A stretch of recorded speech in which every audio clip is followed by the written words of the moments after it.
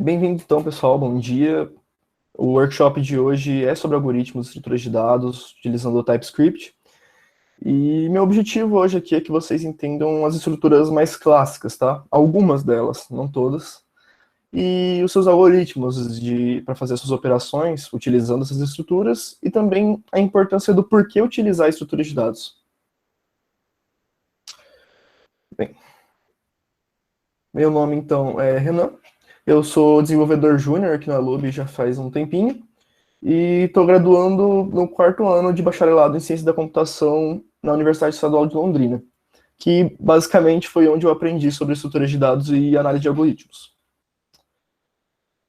Bem, existem várias técnicas para melhorar o desempenho das aplicações, e a gente sabe que as aplicações sempre precisam ser melhores, né? Sempre precisa ter um desempenho melhor. E para a gente conseguir esse desempenho melhor, a gente precisa encontrar técnicas que vão ajudar a melhorar esse desempenho. E também na escalabilidade da aplicação, né? Porque a gente sabe que quando uma aplicação tem, sei lá, 10 dados utilizados, é uma coisa, mas quando a gente está numa aplicação que a gente está lidando com milhares de dados, e tudo bem, a gente tem um banco de dados para isso, mas é bem importante ter uma estrutura de dados para lidar com esses dados, tá bom? Então, a forma que a gente vai lidar com eles vai ser fundamental para a aplicação, basicamente porque eles são meio que a parte central da nossa aplicação, né? Então, as estruturas de dados podem ser uma das melhores formas para as operações mesmo que a gente faz com esses dados. Então, mas para a gente lidar com a melhor forma de esses dados, é sempre bom a gente verificar a eficiência dos algoritmos, ok? E para a gente medir a eficiência de um algoritmo, a gente utiliza meio que uma contagem de instruções. Como assim? Vou explicar. Digamos a gente tem esse código aqui, então, onde a gente define um array e a gente quer saber a soma de todas as posições. Claro, a gente tem o array.reduce, mas para ficar mais simples, eu utilizei um for aqui. Então, digamos que a gente quer saber quantas vezes esse for vai ser iterado. No caso, a gente já sabe muito tranquilamente ali que é o tamanho do array, né? Ou seja, array.length, porque a gente sabe como funciona o for.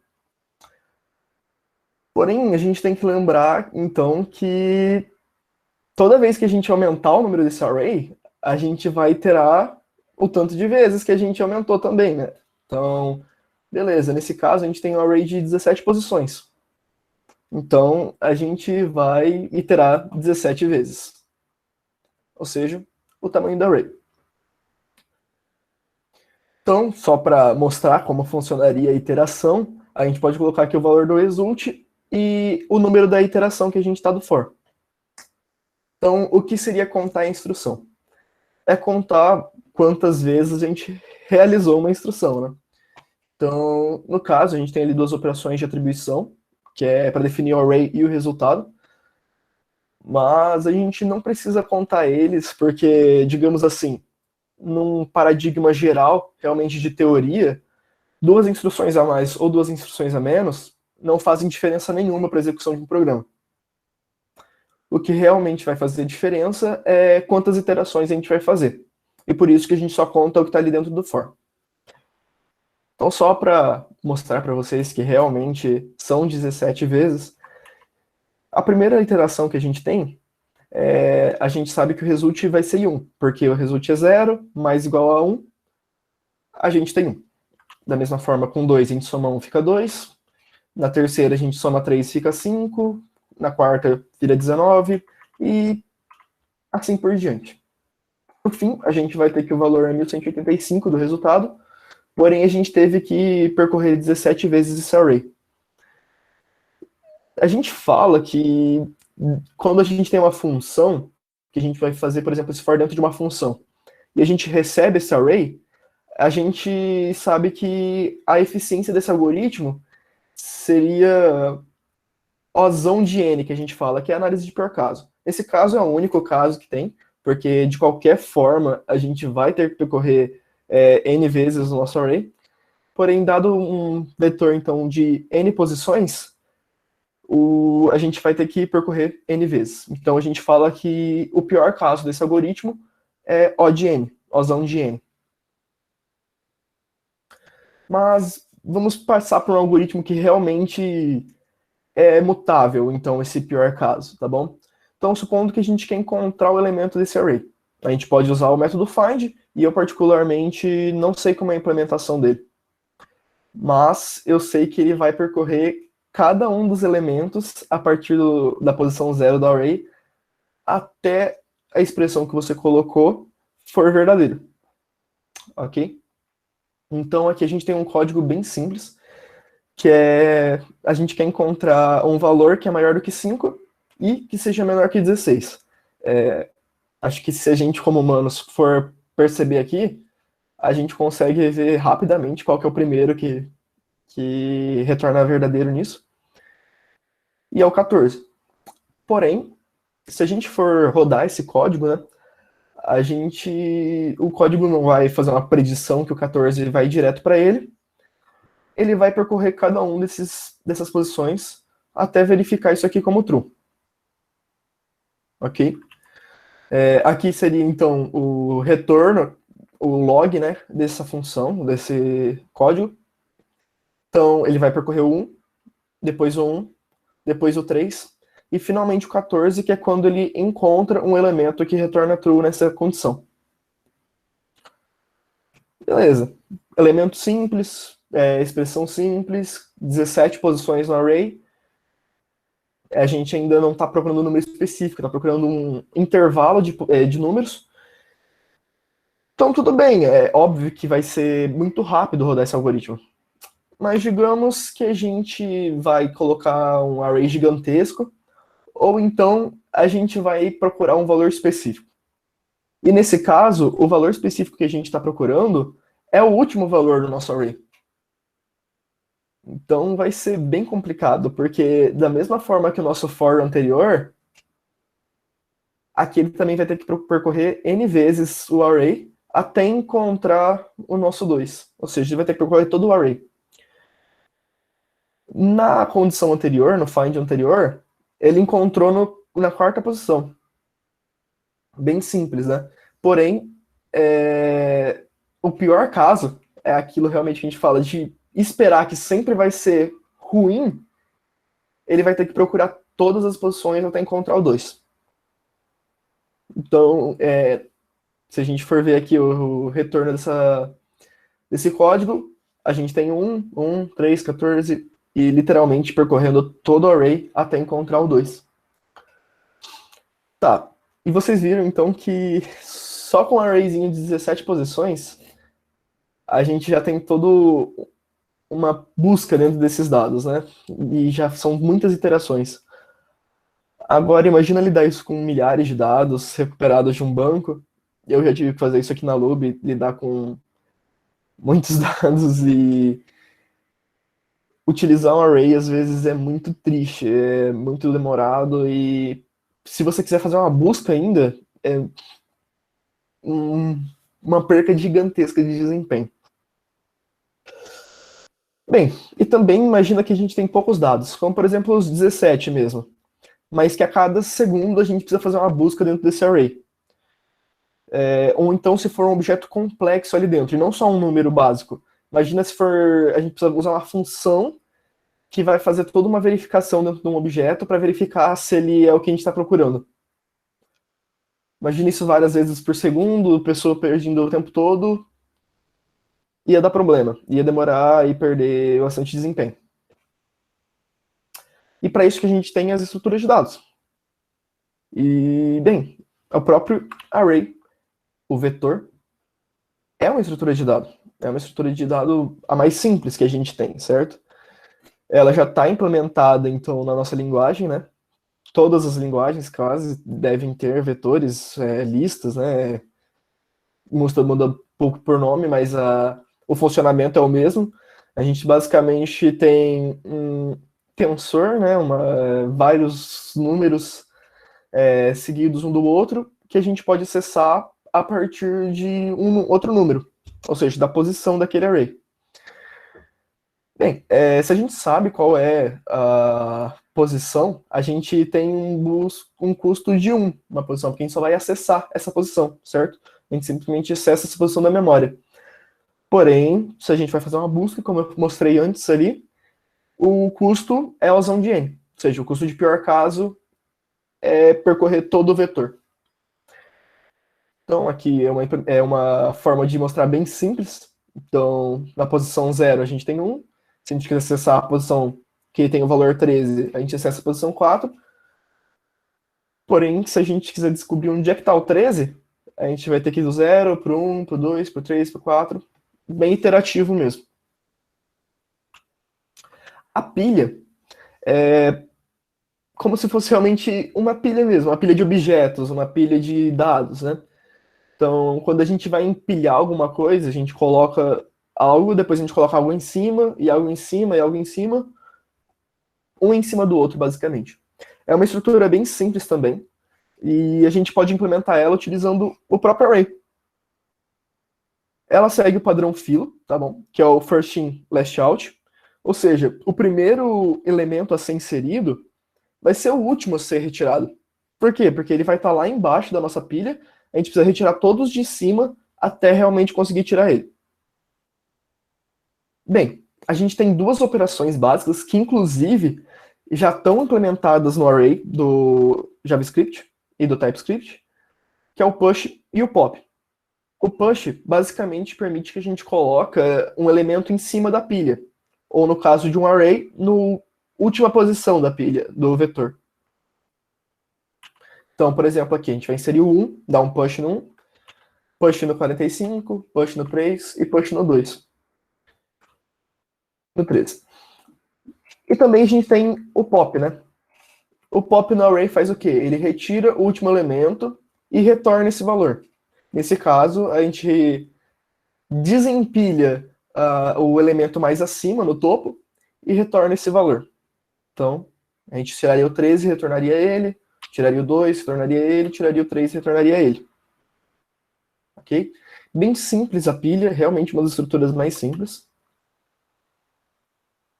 Depois a gente tem a fila. Assim como a pilha, ela também pode ser representada por um array. Só que diferente dela, a gente não usa o first in, last out. Quando a gente entra numa fila, se a gente entra primeiro na fila, a gente vai ser o primeiro a ser atendido, a sair da fila, né? Então, a fila, ao invés do primeiro a entrar ser o último a sair, o primeiro a entrar é o primeiro a sair. Ok? É muito interessante para processos que precisam ser executados um após o outro. Então, a gente tem uma fila de envio de e-mails, né? Então, a gente vai enviar um e-mail, depois que terminar de enviar esse, a gente envia o próximo. Então, uma fila de execução de funções. Diferente da pilha, que às vezes a gente vai empilhar funções e digamos que lá a primeira função precisa do resultado da última. Então a gente vai empilhando essas funções e daí a gente vai executando elas e voltando para anterior e executando até executar a primeira. E também pode ser utilizado para quando você precisa do resultado de uma função depois. Você não precisa ficar chamando essa função lá dentro dessa outra função. A gente empilha essas funções. No caso da fila, então, a gente tem duas operações também, assim como a pilha, que é quando a gente vai enfilar e desenfilar, ou seja, vai entrar na fila e vai sair da fila. Que a gente pode utilizar tanto o pop, que vai retirar o último elemento, e o unshift, que vai colocar ele na primeira posição do vetor, ou o push e o shift. Sendo que o push vai colocar na última posição e o shift vai tirar da primeira posição. Ou seja, sempre vai entrando de um lado e saindo do outro. Então, o enqueue aqui, para vocês terem uma noção de como funcionaria. A gente colocaria o 2, depois o 3, depois o 45, depois o 1. E depois a gente tem o dequeue, certo? Que quem que vai sair primeiro? Se fosse na pilha, quem sairia seria o 1. Mas não é uma pilha, é uma fila. Quem entrou primeiro foi o 2. Então, ele vai sair, depois dele o 3, depois dele o 45. Ok? Certo. Agora, uma estrutura um pouquinho mais complexa, que a gente já para de utilizar o array. É possível sim utilizar o array para ele numa lista estática, porém perde a parte teórica dela, perde toda a ideia da lista. Certo? Então, como é que funciona? A gente tem vários elementos, só que a gente não tem como acessar esses elementos a partir da posição deles, como a gente faz no vetor, que a gente simplesmente acessa a memória. Cada elemento, ele possui, como eu posso dizer, duas estruturas. A primeira estrutura seria realmente o valor dela, né? E a segunda estrutura seria um ponteiro apontando para o próximo elemento. É muito estranho porque quem não tem base em linguagens mais simples não tem essa noção de que seria um ponteiro ou uma referência à memória. Mas a gente ainda tem isso nas linguagens mais de alto nível, certo? É, apesar de que a gente não tem que usar o ponteiro como no C, a gente ainda realmente tem essas referências à memória que a gente pode utilizar para fazer essas estruturas de dados, tá bom? Então, a estrutura de dados da lista ligada, ela simplesmente nos dá acesso a uma coisa, a cabeça. O que seria a cabeça? A cabeça seria o primeiro elemento que a gente insere ali no na nossa lista. Se eu quero acessar o terceiro elemento, eu vou ter que ir a partir da cabeça, daí eu pego o próximo dessa cabeça e vou para o segundo elemento, daí eu vou para o próximo do segundo elemento e vou para o terceiro elemento. Então a gente é como se fosse uma corrente. Do primeiro a gente vai para o segundo, que vai para o terceiro e assim por diante. Então a gente realmente tem que percorrer a lista, ao invés de simplesmente trocar a posição do vetor, entendeu? Bem, a gente tem as duas operações básicas, como eu já expliquei para vocês. A de inserção, por exemplo. Então, agora, antigamente a gente tinha o nil aqui como cabeça, e agora a gente tem que a cabeça é o 1. Lembra das duas estruturas? Esse quadradão aqui seria o valor, e esse retângulo seria o ponteiro, né? Por que o ponteiro? Porque ele aponta para o próximo elemento. E o que seria esse nil? Dentro do TypeScript, quando você vai lidar com as coisas utilizando null, fica meio complicado, porque tudo que você vai fazer precisa de uma verificação. Verificar se o que você está apontando é null ou não, e dificulta realmente o uso das aplicações e até a implementação dessas estruturas de dados. Para isso a gente tem o nil. Claro que não é só no TypeScript, o nil é uma ideia mais geral, utilizada em várias estruturas de dados. Porém, para a questão de ponteiros na lista de ligada, por exemplo, para evitar esse null, a gente utiliza o nil. Ok? Ele é basicamente um elemento, assim como os outros, só que ele não tem valor e o next dele não aponta para nada. Aponta para um elemento vazio, para um objeto vazio. Ok? E são algoritmos mais complexos, porque vocês podem ver que para inserir, não é simplesmente a gente colocar na última posição ou colocar na primeira. A gente tem que realmente percorrer a lista, encontrar o último elemento, e quando a gente realmente encontra o último elemento, aí sim a gente faz o algoritmo de inserção mesmo. O que seria isso? Então, digamos que a gente quer inserir um número agora. Como eu disse, a gente tem acesso apenas à cabeça. Então aqui a gente tem a cabeça, o ponteiro dela vai apontar para 1, certo? No caso, desculpa, aqui seria a cabeça, aqui seria a lista. E aqui dentro, a gente tem que fazer uma verificação. O próximo elemento é o nil? Se sim, a gente vai fazer o seguinte. A gente vai falar que o próximo não vai ser mais o nil. O próximo agora é o número que a gente inseriu. E o próximo desse número que a gente inseriu por último, aí sim vira o nil, ok? Então, aí que a gente vê primeiro a importância do nil. Por quê? O nil a gente usa para verificar se a gente chegou no último elemento. E também a gente verifica que não é simplesmente jogar na última posição. A gente tem que modificar o próximo, o ponteiro do próximo, do elemento anterior. Então, o cara que está atrás de mim não vai mais apontar para o Neil, ele vai começar a apontar para mim. Vai falar que eu sou o próximo dele. A mesma forma que se a gente for inserir um outro número agora, a gente vai vir aqui e vai falar: o meu próximo aqui é o Neil? Não, então eu venho aqui para ele. Eu venho. O próximo dele é o Neil? Não, é o 45, então eu venho para ele. O próximo do 45 é o Neil? Sim. Então é aqui mesmo que eu vou apontar esse ponteiro aqui para o meu novo. E esse aqui no novo vai apontar para o Neil. Da mesma forma, se eu inserisse outro valor. Ok? É um pouquinho mais complexo do que pilha e fila, que a gente já está acostumado, porque a gente utiliza isso no nosso dia a dia, mas também não é tão complicado ali, tá ligado? Para remover, é como se fosse realmente o inverso da inserção. A gente vai fazer o seguinte. Digamos que a gente removeu ali o 3, certo? Então, a gente tem que ir percorrendo a lista e fazer uma busca. É aí que a gente descobre que o pior caso realmente da lista também é a usão de N.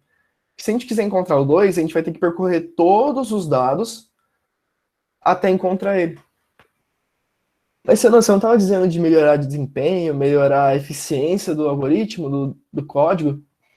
Então, nem todas as estruturas de dados realmente vão melhorar em todas as operações no pior caso. Porém, o médio caso delas geralmente são um pouco melhor. E normalmente na vida real, a gente não acontece realmente o pior caso na vida, né? Acontece um caso médio, às vezes um caso bom, às vezes um caso pior. Mas a gente facilita outras operações, tá bom? A lista ligada não tanto. Ela é mais para estruturas onde a gente não tem o array dinâmico, como no TypeScript. E que talvez a gente não quer ficar buscando por iteração. A gente quer buscar por realmente conexões, certo? Então, de próximo em próximo. A inserção vai ser um pouco melhor em casos que a gente tem uma variação da estrutura da lista. Onde a gente não tem só uma cabeça, a gente também tem uma cauda que aponta para o último elemento. Então, ao invés da gente ter que percorrer toda a lista, 1, 45, 3, 2, até encontrar o new, e inserir o elemento aqui, a gente simplesmente vai na cauda, vê o elemento que ela está apontando e insere como último elemento lá. Ou seja, a inserção vira simplesmente uma operação, ao invés de N. Da mesma forma, se a gente tiver uma variação onde todos os elementos não apontam só para o seu próximo, mas apontam para o seu anterior, a gente não precisa ficar indo da cabeça. A gente pode pegar qualquer um dos elementos e ir procurando tanto para frente quanto para trás. Frente para trás. Mas bem, voltando para a remoção aqui. Então, a gente vai percorrer toda a lista até encontrar o 3. 1 é 3? Não, vamos para o próximo. 45 é 3? Vamos para o próximo. 3 é 3? Sim. Então, a gente precisa remover isso aqui daqui. Como que a gente faz? A gente precisa ter acesso ao nosso anterior, e o próximo do nosso anterior vai ser o próximo do nosso atual. Certo? Então a gente vai como se fizesse um arco aqui, que vai pular o 3. A gente vai perder o acesso ao 3 e ele vai ser limpo da memória. Então, assim. Finalmente, a gente chega numa estrutura de dado realmente complexa e que realmente vai melhorar o desempenho, que é a árvore de busca binária. Como que ela funciona? Ela tem elementos, tá bom? Todos os seus elementos, que são, vamos representar ele aqui como bolinhas, tá bom? E cada elemento possui filhos. No caso, eu coloquei 2 filhos por quê? Porque é o máximo de filhos que ele pode ter. O filho da esquerda deve ser menor do que ele, dependendo da implementação, menor ou igual. E o da direita deve ser maior ou maior ou igual. Aqui, por exemplo, 45. Ele tem que ficar à direita porque ele é maior que 6. E o 5 deve ficar à esquerda porque ele é menor do que 6. Certo? Esse tipo de árvore, esse tipo de estrutura, eles são ótimos para aplicativos que vão receber entradas constantes. E que toda hora a gente vai ter que ficar buscando esses dados. Porque ele consegue realmente dar uma separada, uma divisão entre os dados, facilitando então a nossa busca por eles. A estrutura permite ter um acesso direto à raiz, ou seja, se eu quiser acessar o 5, primeiro eu vou ter que passar pelo 6, porque ele é raiz. Então, eu acesso aqui o 5, mas eu tive que entrar aqui no 6 primeiro. Algoritmos são bem mais complexos do que o que a gente está vendo aqui anteriormente. Até mesmo na inserção, que tecnicamente é o algoritmo mais simples aqui que a gente utiliza. Um médio caso de busca dele e de inserção é muito bom normalmente. Diferente da lista ligada, que para inserir a gente vai ter que percorrer todos os casos, a não ser que a gente tenha uma cauda. Desculpa, percorrer todos os elementos, a não ser que a gente tenha cauda. Nesse caso aqui, a gente pode sempre meio que na metade. Sempre entre aspas, por quê? Digamos que a gente vai inserir só números menores do que a raiz. Aí a gente sempre vai estar crescendo para a esquerda. Ou seja, toda inserção que a gente fizer vai estar crescendo um nível, vai estar crescendo para a esquerda. Então não vai ter uma divisão. Então ele vai virar como se fosse uma lista mesmo, uma lista ligada. Ok? Além dos dois filhos que a gente tem no elemento, a gente também possui o pai, para a gente poder descer e depois subir.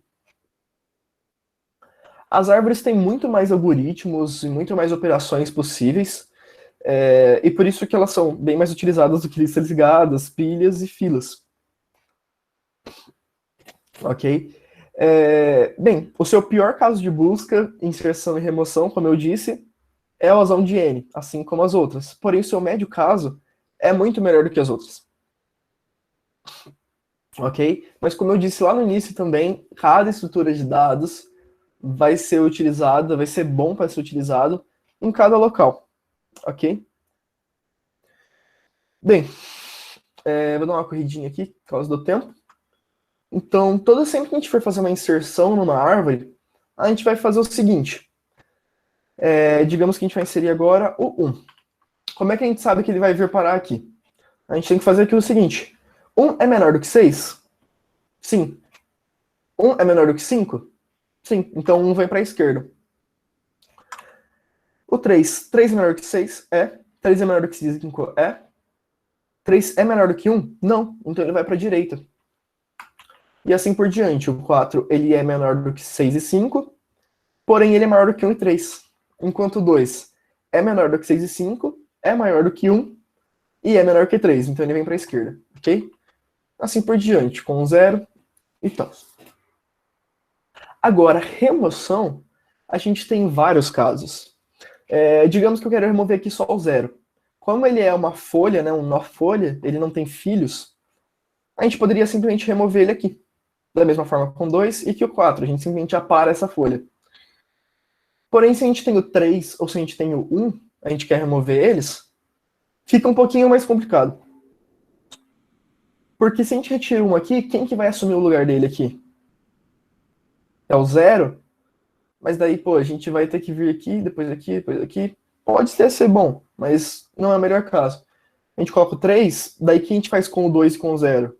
Coloca o 0 aqui para o 2, deixa o 3 aqui, o 4 aqui. Existem algoritmos prontos para isso. Cada implementação é de uma forma, mas o que a gente mais utiliza é pegar o próximo maior valor do que a gente vai retirar e substituir ele lá. Qual é o próximo maior valor depois de 1? Nesse caso aqui é o 2. Como é que a gente vai saber isso na nossa árvore? Como é que a gente descobre isso? Qual que é o próximo maior valor? Aí que vem a sacada das operações da árvore binária. Qual é o menor número aqui da nossa aplicação? dessa árvore? É o 0. E qual... Estão me ouvindo? Alô? Caiu a internet. Tô ouvindo. Tô ouvindo sim, tô ouvindo Acho sim. que caiu minha internet, peraí. Eu não tô me ouvindo, desculpa. Tudo bem, eu vou ficar sem me ouvir por um tempo, mas não tem problema e vai ficar um pouquinho sem câmera, tá? Que a internet no meu celular caiu. Mas beleza. Então, voltando aqui. O menor valor aqui da nossa árvore é o 0. E o maior valor é o 45.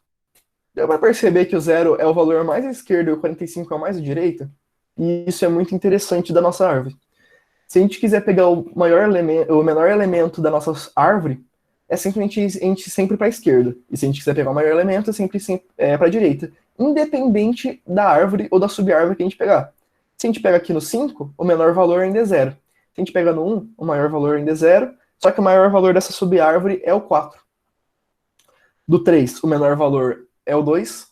E o maior valor é o 4, ok? Então, como é que a gente sabe qual que é o próximo maior valor do 1? Desculpa, o maior valor mais próximo do 1. A gente primeiro pega a árvore da direita, porque se a gente pegar da esquerda vai ser um número menor, então aqui já vai ser um número maior, e a gente pega o número mais à esquerda da árvore da direita.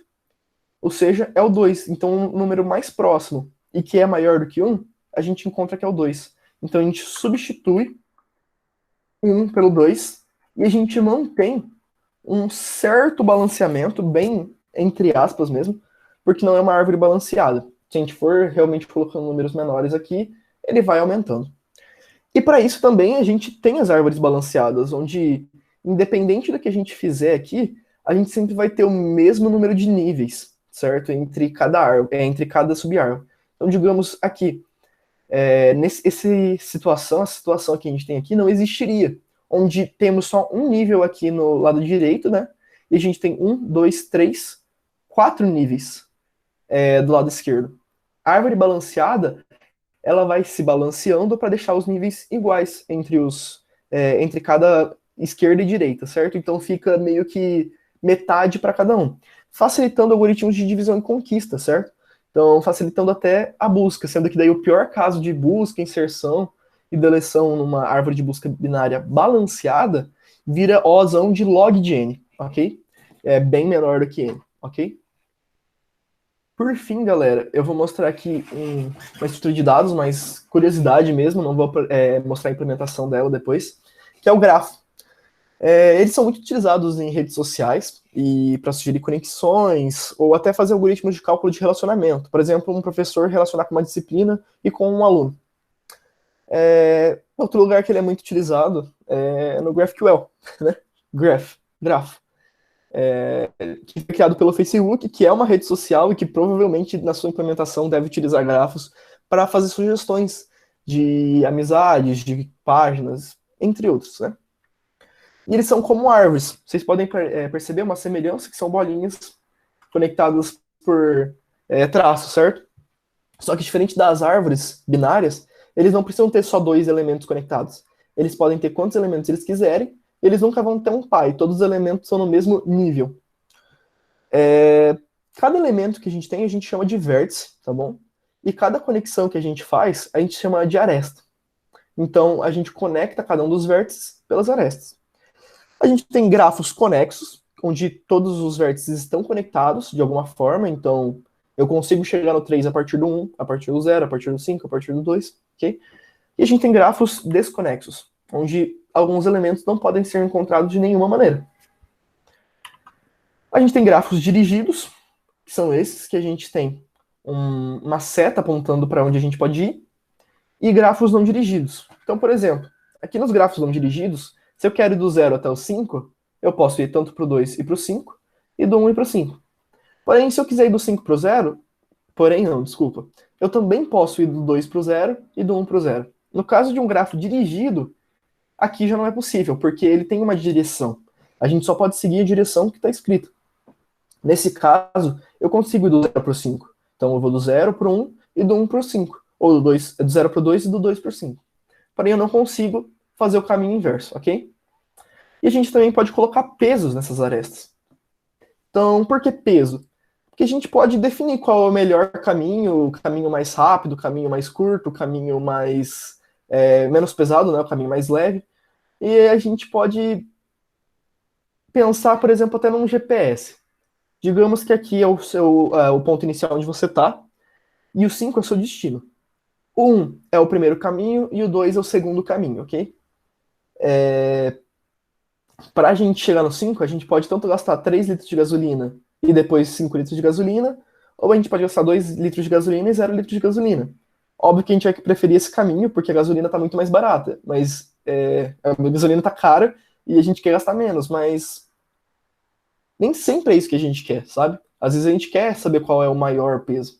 E tem vários algoritmos, tem busca por profundidade, que utiliza até pilhas e filas, a busca por profundidade e na busca por largura, cada um utiliza uma das duas.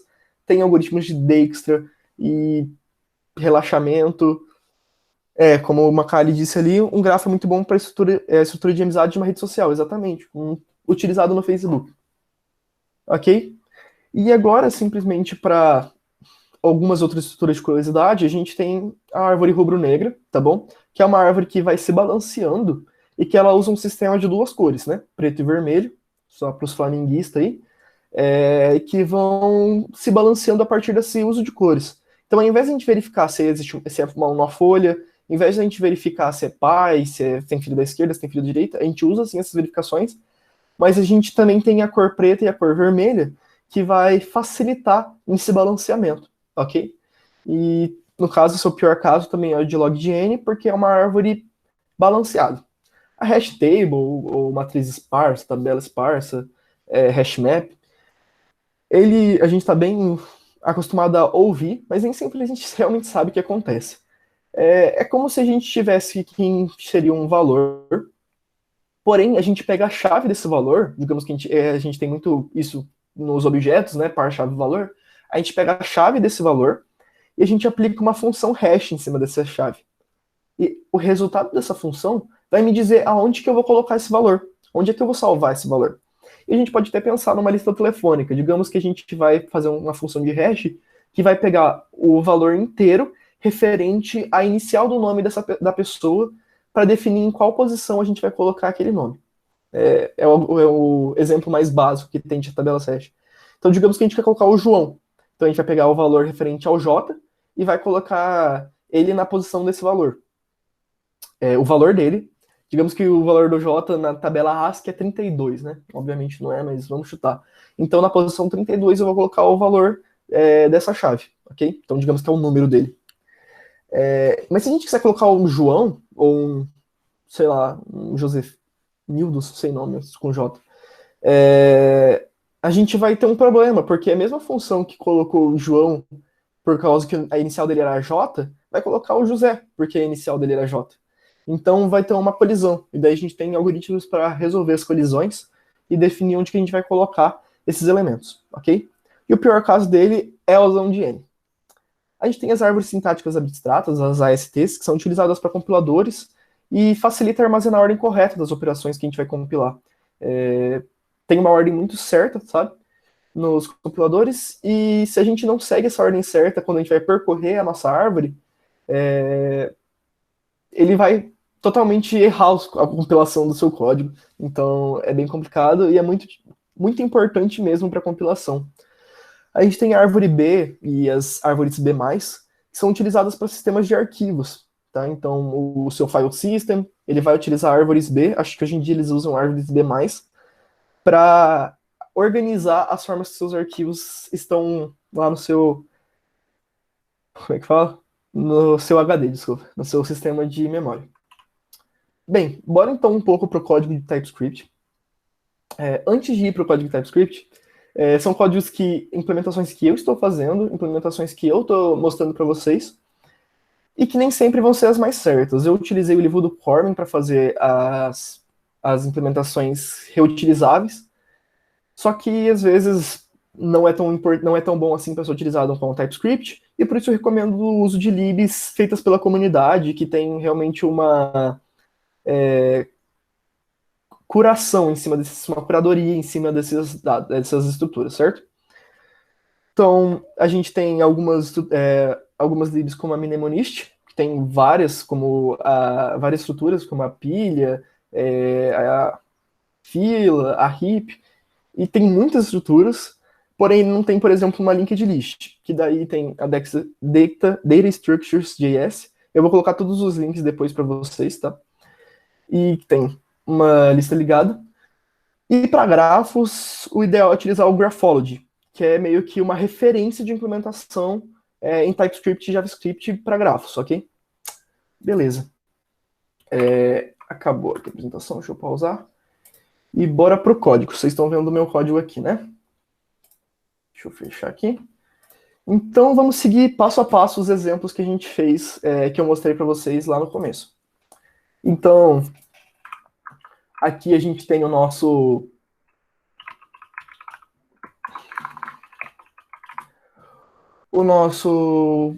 código inicial, certo? Que a gente vai percorrer todas as posições do nosso array para encontrar o valor do resultado. Então, deu errado aqui. Então, o resultado é 1185, como a gente tinha falado para vocês, e ele vai percorrer 17 vezes o array.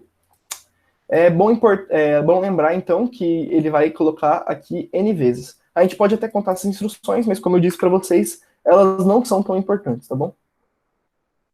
Beleza. Aqui a gente tem o segundo array, então, e a gente faz um find, que vai verificar, e como eu mostrei lá para vocês, isso aqui é só o resultado daquilo que eu já mostrei para vocês, tanto aqui quanto no example 3. No caso aqui a gente percorreu, então, 1, 3, 14, e aqui todas as posições até encontrar o 2, beleza? Indo para as implementações básicas, tá bom? Aqui, implementação básica de uma pilha. A gente pode usar, então, as funções já implementadas do array, o push e o pop. Então, o push, ele sempre vai colocar na última posição. Então, aqui a gente coloca 1, como era vazio, não precisa se preocupar. Depois o 45 aqui, como se a gente virar ele de lado, né? Se isso aqui está na horizontal, a gente colocasse na vertical, 1 ia estar por baixo, 45 ia estar por cima. Depois ele coloca o 3, depois o 2. O pop, ele vai retirar o último elemento e vai retornar ele. Então aqui a gente retira o 2 e retorna ele, retira o 3, retorna ele, retira o 45 e retorna ele. Então se a gente der um console log aqui nesse elemento, a gente sabe que o que vai vir mesmo é o 45. O elemento é o 45, ok? A pilha, bem simples.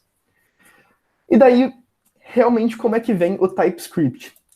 Que é aí que fica um pouquinho mais complicado por questões de implementação e de ter que lidar com tipos. Aí a gente vai ter, no caso, eu criei uma classe, e como a gente não usa números em tudo, né? A gente precisa de algo reutilizável para qualquer tipo de dado, a gente usa os generics, tá bom? Então, qualquer dado aqui, na hora que eu for instanciar essa classe, stack, qualquer dado que eu for colocar aqui, ele vai ser aceito para quando eu for colocar ele aqui nos tipos, né? Então, eu sei que todos os valores aqui dentro desse array vai ser do tipo T, ok? E depois eu até posso mostrar para vocês como é que instancia isso, mas não há necessidade agora. Então, o construtor, a gente precisa de um valor top, tá bom? E o array. O array começa vazio, aqui é uma implementação com array, mas a gente pode fazer outras implementações mais dinâmicas. E o top serve para quê? Para a gente saber em qual posição do array está o topo, né? Então, a gente tem algumas funções básicas, como o exempt, que é para verificar se o topo é igual a 0, ou seja, se não tem valores dentro desse array, dessa pilha. Porém, a gente também poderia colocar aqui e verificar se o length é igual a 0, desse array. O push vai simplesmente aumentar o topo e colocar o novo elemento aqui nele. E o pop vai verificar primeiro se não está vazio, vai diminuir o topo e vai retornar o valor que estava lá antes, ok? Por que aqui a gente não está apagando nada, né? A gente não está, por exemplo, removendo esses dados do array, a gente não está se preocupando com eles, por quê? Porque a gente tem esse top. Então é o topo que vai dizer onde que é o fim do array. A gente não precisa apagar aqueles valores, porque a gente nunca vai acessar eles, porque a gente sabe que o topo está abaixo deles, ok? E se o topo subir, é porque a gente seria um novo valor naquela posição do array, ok? Então, o push e o pop são bem simples, mas já dá para ver como é que é uma implementação real em TypeScript de uma estrutura de dado. A gente tem, então, no exemplo 5 aqui, uma fila, e que a gente pode usar tanto o unshift e o pop, como eu disse, sendo que o unshift vai sempre inserir no começo e o pop vai retirar do final. Ou seja, vai entrar aqui, daí vai entrar aqui, vai entrar aqui, vai entrar aqui, e na hora que retirar, a gente não pode retirar o 2. Se a gente retirasse o 2, seria uma pilha. A gente tem que retirar o que entrou primeiro, que é 1. Que é, no caso, o pop vai retirar da última função. Da mesma forma, se a gente utilizar o push, que vai inserir no final, e o shift, que vai retirar do começo, a gente vai ter o mesmo resultado, beleza? Vou mostrar aqui também para vocês a implementação que eu fiz da fila, tá bom? Então, no caso aqui, a gente tem tanto a cabeça quanto a cauda, porque a gente não precisa saber só o topo para retirar um elemento, a gente precisa saber, para inserir, a gente precisa da cabeça, e para retirar, a gente precisa da cauda, né? Ou o contrário. Então, aqui a gente coloca aqui na posição 0 do vetor. Para enfilar esse coisa, a gente coloca sempre na cauda. Então, a gente sempre vai colocando para o fim da fila, né? E vai aumentando o valor dessa cauda.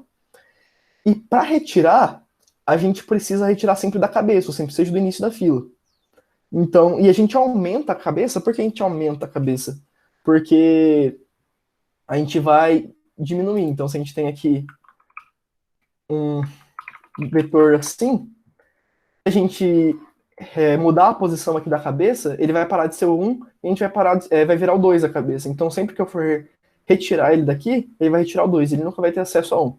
Porém, isso aqui vai gastar memória do caramba no futuro, porque a gente está aumentando só e não está retirando isso aqui, não está diminuindo essa fila e vai sempre crescer. Ou seja, não é lá a melhor implementação de uma fila, ok? Bem, dar uma corridinha aqui para explicar as outras. E por fim, o exemplo 7 aqui, que é uma linked list. É realmente uma implementação bem básica aqui da linked list. E a gente tem o new, né? Lembra que eu disse do new? Então é assim que a gente implementaria o new, ok? Então a gente fala que a chave dele aqui é um valor independente, né? Um valor que a gente nem vai utilizar, tanto faz o valor que for aqui na chave. Porém o next, que vai ser o que a gente vai utilizar para verificar, ele vai ser um elemento vazio, ele vai ser um valor vazio. Por que a gente vai ser um objeto vazio? Porque não importa realmente aqui o valor que está, mas quando a gente coloca um objeto vazio e fala que o tipo dele é iElement, o TypeScript não vai mais reclamar que aqui pode ser null. E daí a gente vai facilitar muito a nossa vida. Porque se eu simplesmente coloco null aqui, toda vez que eu for fazer uma verificação, por exemplo, enquanto aux.next for diferente de null, só que daí ele vai reclamar que, pô, mas aux pode ser null, e daí ele não vai ter a propriedade next. Entendeu? Ou aux aqui pode ser null, então ele não pode receber um valor. Então, tendo o new facilita muito. Porque a gente realmente nunca vai acessar o new, a gente nunca vai pegar nenhum desses valores. Mas, para a questão de tipo, ele facilita bastante e vai tirar umas dores de cabeça quando utilizando o TypeScript, ok? As interfaces são muito importantes no TypeScript, vocês sabem disso. Então, a estrutura da linked list, ela realmente só nos dá acesso à cabeça, ok? E no início a cabeça é o new. Então, quando a gente instancia aqui um objeto aqui de linked list, ela é o new a cabeça. E cada um desses elementos a gente sabe que é do tipo iElement, que tem uma chave e um próximo, né? A chave pode ser o valor e o próximo, ok? Então, o insert, como a gente já viu, a gente cria um elemento, certo? Então, o próximo desse elemento vai ser sempre o new, e a chave vai ser o valor que a gente tem. E a gente vai percorrer toda a cabeça, então, enquanto o próximo não for diferente de new, a gente vai passando para o próximo. Então, a gente vai basicamente percorrendo a lista dessa forma. E quando finalmente a gente chegar no último elemento, a gente fala que o próximo desse último elemento é o nosso elemento. E como a gente já definiu que o próximo do nosso elemento é o new, ele já permite que a gente tenha feito realmente esse encadeamento, ok? E, bem, como o new é um objeto aqui que a gente já definiu, é simplesmente uma vez que a gente instanciou e tudo aqui é uma referência. O find, a mesma forma, a gente vai percorrer toda a lista até encontrar a partir da chave que a gente passar. O remove, a gente vai percorrer. Só que ao invés de a gente sempre ir percorrendo, pegando o próximo, a gente tem que verificar se a chave do próximo é o que a gente quer. Por quê? Porque a gente precisa ter acesso, se a gente acha o elemento, a gente precisa ter o acesso ao anterior dele, para definir que o próximo do nosso anterior não é mais a gente, é o nosso próximo, né? Como eu disse, a questão daquele arco que passa por cima do valor que a gente tinha. E aqui eu vou mostrar, então, mais ou menos como é que funciona, tá bom? A gente pode inserir 45, 3, 2, então 1 vai ligar para 45, vai ligar para 3, vai ligar um 2 que vai ligar no new, tá bom? Então, vou rodar aqui o exemplo 7. Opa, cd exemplo. Vocês podem ver aqui, então, que a gente tem a cabeça, 1 conecta no 45, o 45 conecta no 3, o 3 conecta no 2, e o 2 conecta no new, ok? E daí, se a gente tenta encontrar o 2, ele vai basicamente procurar o 2 em toda a lista até encontrar, e vai retornar aqui, que o que é dele é o 2, e como ele está na última posição, o próximo dele é o new, né? Então, o key e o next. O próximo dele é isso aqui. Se a gente tentar procurar um número que não existe, a gente tem que retornar o new, né? Porque a gente retornar um valor null, né, no caso. Que é esse sem chave e sem next. E se a gente remover o 45 estava aqui, o 1 vai apontar para o 3. Se a gente remover o 4, que não existe, não vai acontecer nada. E se a gente remover o 3, o 1 vai apontar para o 2. Que é exatamente assim que a gente fica depois que a gente dá um display de novo. Beleza? Claro, isso aqui é uma implementação bem simples e bem tranquila. E a implementação realmente mais complicadinha aqui, ela já tem coisas um pouquinho diferentes. Como eu disse, precisa utilizar um genérico, e todas as estruturas de dados genéricas que você vai utilizar e vai criar no TypeScript, no caso eu prefiro criar utilizando classes, a gente utiliza a busca, a gente precisa de uma função de comparação, diferente da busca que a gente estava fazendo aqui, que a gente sabia que era um número, então a gente só verifica se o número é igual a outro, a gente precisa de uma função de comparação. E a gente precisa aplicar essa função de comparação em todas as chaves para ter certeza que aquela chave não é o que a gente está procurando ou não. Ok? Então, a gente utiliza essa função de comparação, é basicamente isso que muda, né? No caso aqui, eu também criei uma lista duplamente cadeada, onde a gente tem um acesso ao anterior. Então, a gente aqui, diferente de lá, que a gente simplesmente criou objetos e tal, aqui a gente vai ter uma classe, então a gente pode usar propriedades, que vai ser head ou null, e a gente tem o new aqui também. E daí o construtor, a gente instancia elas e vai utilizando os métodos para fazer a busca. Beleza? Por fim, então, eu vou mostrar aqui um pouco da árvore de busca binária, tá bom? Que sempre tem aqui, então, o nosso valor, né, a chave, o filho esquerdo, o filho direito e o pai, né, o parent. Nesses casos aqui, eu utilizo o null por quê? Porque eu instancio o new aqui dentro da classe, tá bom? Eu lido sim um pouco com os problemas de estar utilizando o null aqui dentro, mas por ter o new aqui dentro da classe como uma propriedade, um valor, né, uma variável aqui dentro, eu consigo também burlar essa parte do null aqui do TypeScript e rodar essas coisas. Então, primeiro, a primeira coisa do construtor, a gente tem que definir que this.new é isso aqui, e a gente tem que definir que a raiz é o new, certo? Então a gente pode fazer funções aqui, getRoot, que vai retornar a raiz que a gente tem aqui. A inserção é bem simples, a gente vai sempre aqui, ó, a gente tem que também aqui passar uma função para verificar se o valor que a gente está inserindo é menor do que o valor que a gente está verificando, porque, como eu disse, quando é número só, é muito simples você saber se aquele número é menor ou não, né?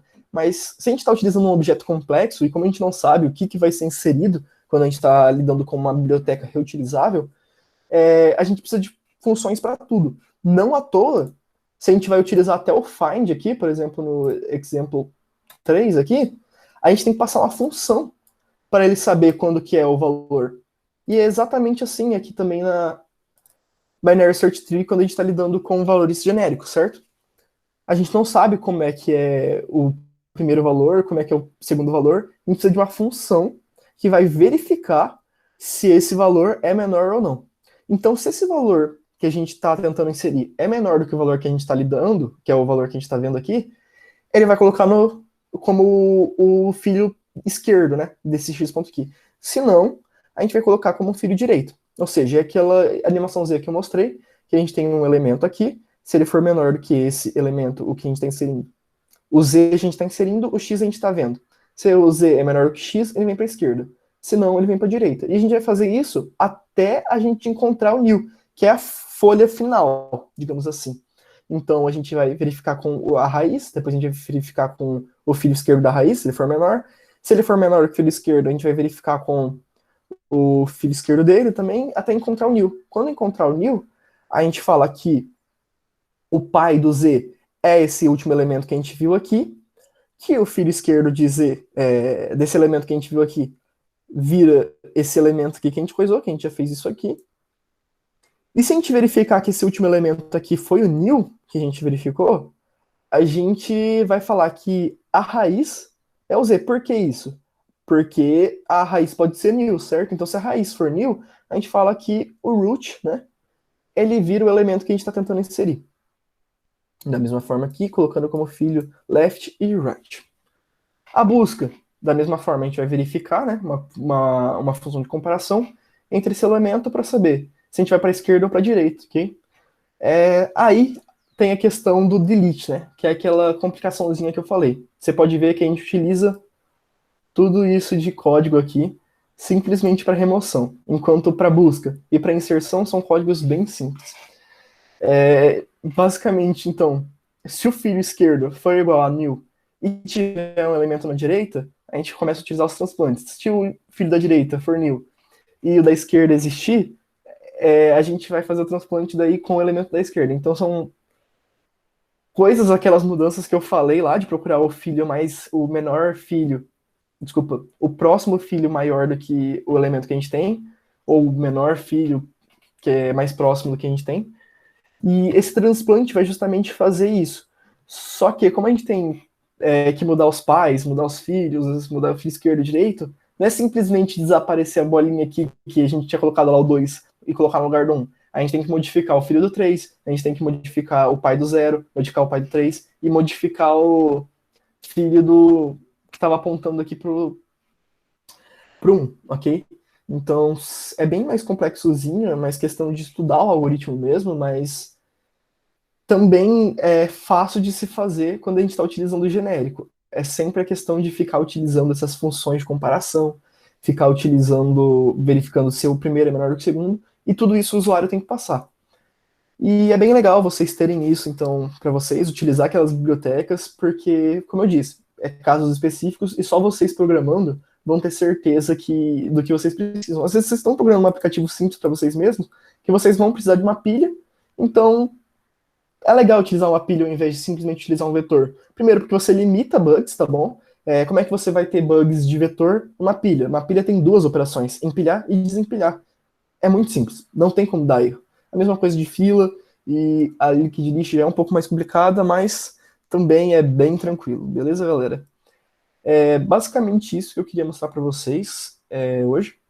Eu acho que deu para a gente atingir o nosso objetivo, vocês aprenderam as estruturas de dados clássicas, não todas, algumas, tiveram noção de como funciona, e também de implementações em TypeScript, que, por mais que a gente goste muito de TypeScript, facilite muito a nossa vida, implementar essas coisas nele complica muito mais do que JavaScript. E a utilização de genéricos facilita bastante, pelo menos, e permite que a gente faça bibliotecas. Eu, por exemplo, fiz até uma biblioteca do NPM com esses códigos, mas como eu disse, é melhor vocês utilizarem coisas que já tem curadoria em cima. E acho que é isso. Vou passar aqui os links para vocês depois lá no grupo do WhatsApp e no Skype. E se vocês tiverem alguma dúvida, pode abrir Show, aí, Ari. Bacana. Pessoal, a gente estendeu um pouquinho a mais, eu vou abrir aí mais 5 minutos para dúvida. Quem tiver dúvidas, tá? Pode levantar a mão aí, por favor. Parabéns, Renan, pela apresentação. Muito show, cara. Acho que abrangeu bastante coisa, né? Da parte de essa estrutura que você passou hoje. Pegou bastante conteúdo, realmente. Sim, isso que é as mais básicas mesmo, muito poucas, e mesmo assim é muito conteúdo. Às vezes pode ter ficado um pouco abarrotado de conteúdo, galera, e por isso que às vezes até ficar um pouquinho mais complexo. Eu, por exemplo, quando comecei a programar, demorei anos para conseguir entender todas essas estruturas, mas eu acho que com essas animaçõezinhas, mostrando o código, dá para entender muito fácil. Então, Show, bacana. é isso.